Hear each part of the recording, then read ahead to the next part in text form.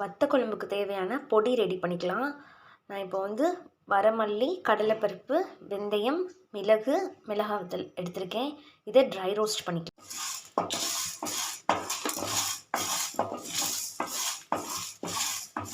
இது கூடவே கொஞ்சம் கருவேப்பிலையும் சேர்த்து வறுத்துக்கோங்க. இப்போ இதை நல்லா நான் ட்ரை ரோஸ்ட் பண்ணிட்டேன். இது நல்லா ஆறுனதும் ஜாரில் போட்டு அரைச்சி எடுத்துக்கோங்க.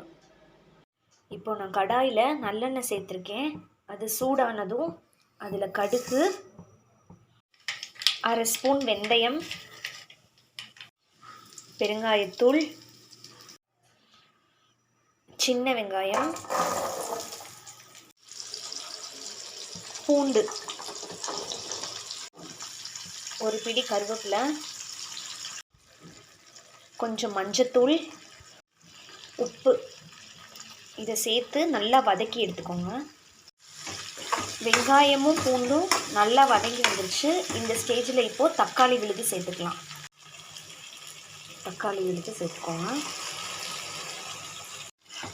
இதை நல்லா மிக்ஸ் பண்ணிக்கோங்க. தக்காளி இப்போ நல்லா பச்சை வாசம்லாம் போயிருக்கு. இப்போ நம்ம ரெடி பண்ணி வச்சுருந்தோம்ல, அந்த பொடியை சேர்த்துக்கலாம். பொடியை சேர்த்ததுக்கப்புறம் நல்லா மிக்ஸ் பண்ணி விட்டுக்கோங்க. இது கூடவே காரத்துக்கு தகுந்த மாதிரி மிளகாத்தூள் சேர்த்துக்கலாம்.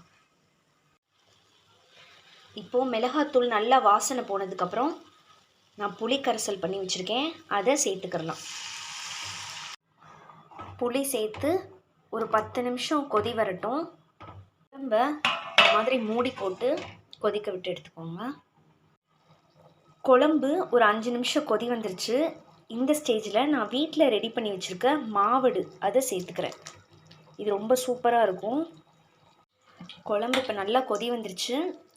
இது கூட டேஸ்ட்டாக வர்றதுக்கு ஒரு துண்டு வெல்லம் சேர்த்துருக்கேன். குழம்பு கூட சேர்க்குறதுக்காக வத்தலை பொரித்து எடுத்துக்கலாம். நான் இன்றைக்கி சீனி அவரைக்காய் வத்தல் எடுத்திருக்கேன். உங்களுக்கு என்ன வத்தல் வேணுமோ நீங்கள் அதை பொரித்து குழம்போடு சேர்த்துக்கலாம்.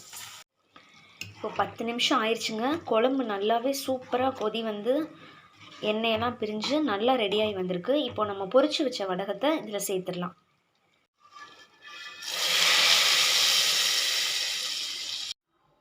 ரொம்பவே சுவையான நம்ம வத்த குழம்பு ரெடி ஆயிடுச்சுங்க.